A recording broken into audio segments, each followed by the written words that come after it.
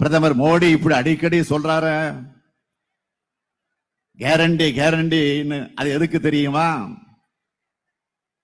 அவர் ஒரு washing machine வாங்கி இருக்காரு, மேட் பை பிஜேபி. அது made in India, made in Japan சொல்றோம்ல, அந்த மாதிரி அந்த வாஷிங் மிஷினுக்கு பேரு made by BJP, made in BJP. அந்த வாஷிங் மிஷின் மூலமாக ஊழல் பண்ண அரசியல்வாதிகள் பிஜேபிக்குள்ள போனா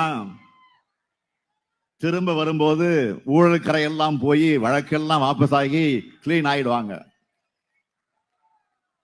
அதுக்குதான் மோடி கேரண்டி கேரண்டின்னு கத்துறாரு. 10 ஆண்டு ஆட்சி காலத்துல